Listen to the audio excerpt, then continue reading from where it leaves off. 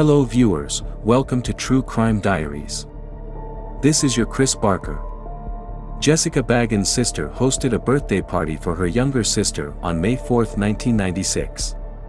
Jessica was about to turn 17. Jessica's sister lived in a trailer park on Sawmill Creek Road in Sitka, and when Jessica left the party shortly after midnight to walk home, no one was concerned. Jessica lived less than a mile from her sister's house in tiny, safe Sitka, Alaska, where everyone knew everyone else and neighbors looked out for one another. Jessica's parents became concerned and frantic when she did not return home. Soon after, searchers began combing the area near Jessica's path.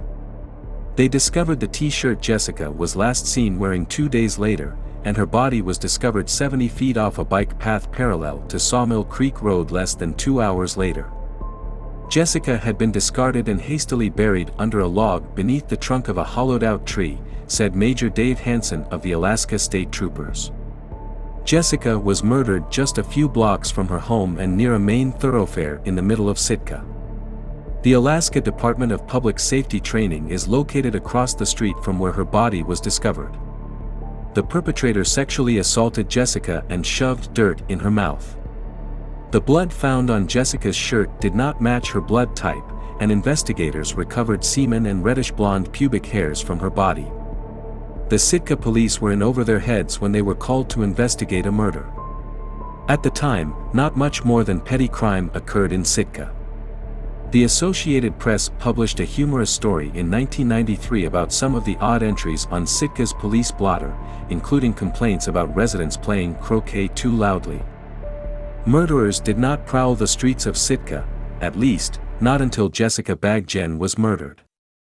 The Sitka Police Department might have been competent, but they did not have experience investigating murders. Jessica's murder took place before small-town police departments had sophisticated computer systems, so the Sitka police detectives devised a strategy to make do with what they had. Because they'd recovered reddish-blonde pubic hairs at the crime scene, police combed through DMV records and made a list of men with red or reddish-blonde hair, and they focused their attention on this list.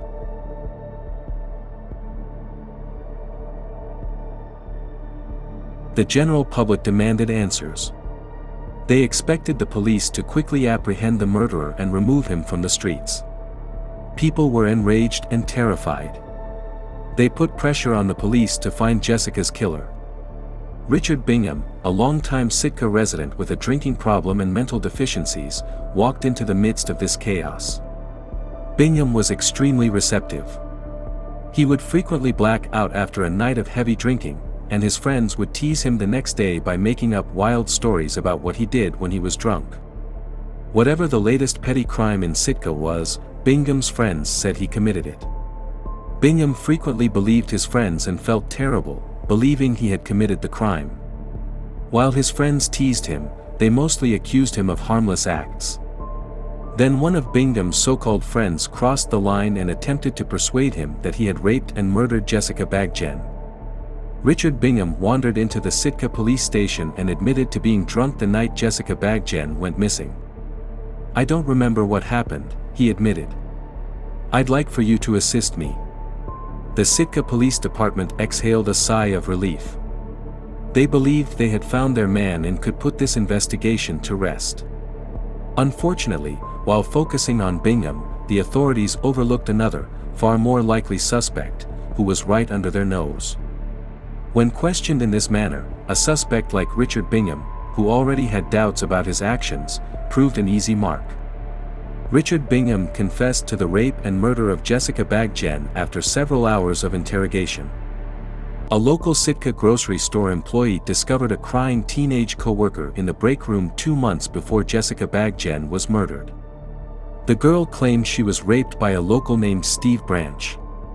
The girl reported the rape to the Sitka Police Department after receiving encouragement from a co-worker. The cops persuaded the girl to call Branch while they taped the conversation. They were hoping for her to persuade Branch to confess to the rape, but he said nothing incriminating during the phone call. Branch was not arrested for the alleged rape until June, more than a month after Jessica's death. They had already imprisoned Richard Bingham for raping and killing Jessica by that point. Despite the girl's rape accusation against Branch, there is no evidence that Sitka police ever considered Branch a possible suspect in Jessica Baggen's rape and murder. Authorities in a small town with little violent crime must have assumed they had two rapists, one of whom was also a killer. The prosecution even had a sample of Branch's blood, and the police could have tested his DNA against the DNA found on Baggen with a search warrant. DNA profiling had been around for 10 years in 1996, but a small-town police force's budget might not have allowed for DNA analysis. They had found the funds to test Richard Bingham's DNA, which did not match the DNA recovered from Jessica's body. The stated reason for drawing blood from Branch was to determine whether or not he was HIV positive. Stephen Branch had reddish blonde hair, similar to the pubic hairs found at the crime scene. Was Branch on the police's list of suspects? They won't say, but once Bingham confessed, they probably assumed they had the killer in custody and stopped looking into the case. Branch was tried for raping a teenage girl in 1997. When he took the stand, he sobbed and admitted making a mistake, but he insisted the sex was consensual. After only a few minutes of deliberation, the jury acquitted Steve Branch. Branch stayed in Sitka for the next 15 years and avoided trouble. He relocated to Austin, Arkansas, in 2010. Richard Bingham endured a dreadful stay in a Juneau jail while awaiting his trial. He spent the first few months in isolation, but the warden moved him into the general population, and he was terrified. Other inmates thought Bingham was a child rapist and murderer, and they tried to lure him into secluded corners where video cameras were not present. Bingham now considers his time in prison to be the worst time of his life. Because he believed it would be impossible to find an impartial jury in Sitka, the judge ordered Bingham's trial to be moved to Juneau. Galen Payne, Bingham's attorney, knew she had to persuade the jury to reject Bingham's confession. She hoped that by calling a false confession expert to testify about the Reed technique's proclivity to produce false confessions, she could steer them away from the confession and towards the physical evidence. Payne also showed a video of Bingham's interrogation, and a psychologist who examined him testified that Bingham has intellectual deficiencies and is easily swayed. Payne then called a technician from the state crime lab to explain that the DNA recovered from the crime scene and Jessica's body did not match the DNA collected from Richard Bingham. Richard Bingham was acquitted on all charges after the jury deliberated for only 2 hours. With only a dubious confession and no physical evidence linking Bingham to the crime, the jurors believed Bingham was innocent, and the Sitka police had failed to apprehend the true killer. Many people in Sitka still suspected Richard Bingham of murdering Jessica Baggen, so Bingham fled the state, eventually settling in Washington. After Bingham was released, Sitka police were at a loss for what to do next, and Jessica Baggen's murder was soon added to the pile of cold case files. Jessica Baggen's murder has been investigated by the Sitka Police Department, Alaska State Troopers, and a private detective hired by Jessica's family over the years. By comparing their DNA profiles to the profile obtained from evidence left on Jessica by her killer, authorities were able to clear over 100 potential suspects. Nothing advanced the investigation into Jessica's murderer. For Jessica Baggen's family and friends, hope faded as the years passed. It appeared unlikely that her killer would ever be apprehended and convicted. Then, cold case trooper investigator Randy McFerrin took over her case and began looking into new ways to solve old murders. McFerrin read an article in 2018 about genetic genealogy, a new type of forensic DNA analysis. Authorities in California had just arrested Golden State Killer suspect Joseph James D'Angelo after determining a familial match by comparing DNA collected at one of the murder crime scenes to a commercially available DNA database. McFerrin contacted Parabon Nanolabs, which analyzed the DNA in the Golden State Killer case, and asked if they would look at the DNA profiles from some of his Alaska cold cases.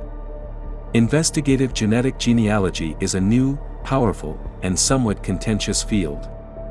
DNA samples collected at crime scenes are used to create genetic profiles by investigators. They then upload these profiles to websites like GEDmatch, where citizens post their genetic profiles in order to learn more about potential relatives and ancestors. If the investigator finds a relative, such as a distant cousin, whose DNA matches that of the suspect, she searches for all relevant family records, including birth and death certificates. She also investigates family relationships on social media. She then constructs a family tree backwards to a common ancestor, such as a great-great-grandparent. The investigator then descends the family tree until she reaches the branch containing the unknown suspect. Sometimes the process takes only a few hours, but other times the investigator must work for months to build the family tree. The Alaska Bureau of Investigation's Cold Case Unit uploaded a genetic sample taken from the scene of Jessica Baggen's murder in 2019. The profile was compared to a familial DNA database by two genetic genealogy experts, one from the Alaska State Crime Lab and one from Parabon Nanolabs. Investigator Randy McFerrin stated that by 2020, the genealogists had constructed a complex family tree pointing to a clear suspect. Steve Branch, the suspect, was accused of raping a teenage girl just months before Jessica was attacked and murdered. Branch used to live on the road where Jessica's body was discovered. Steve Branch was a resident of Austin, Arkansas. After Arkansas police were unable to track down and collect a discarded DNA sample from Branch, Alaska investigators flew to Arkansas to confront him. Branch denied killing Baggen and refused to provide a DNA sample to investigators. Branch shot and killed himself a half hour after the investigators left his house to obtain a search warrant for his DNA. Although Steve Branch will never be tried and convicted for Jessica Baggen's murder, authorities believe justice was served and have closed the case. It was bittersweet news for Richard Bingham to learn that authorities had finally apprehended the man who had raped and murdered Jessica Baggen. Bingham has lived under a cloud of suspicion since his trial and acquittal. He is now in poor health and resentful of the events that have shaped his life. He believes the state of Alaska owes him compensation for his ordeal in Sitka. In a recent interview, Cece Moore, a scientist with Parabon Nanolabs and one of the pioneers of genetic genealogy, stated that she believes the true power of this technique will emerge when police use it at the start of an investigation. This analysis would help them narrow their suspect pool and avoid arresting an innocent person. What are your thoughts on the Jessica Baggen case? I really appreciate your input. Thank you for taking the time to watch.